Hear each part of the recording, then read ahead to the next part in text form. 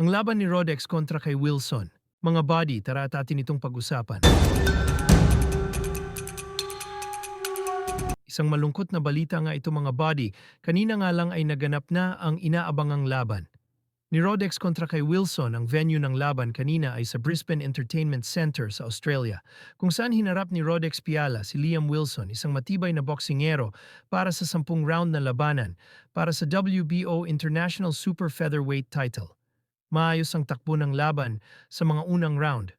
Palitan ng suntok, palitan ng depensa, kitang-kita ang tapang at determinasyon ni Rodex sa loob ng ring. Ngunit pagdating ng round 4 mga body, isang malakas na body shot ang tumama kay Rodex.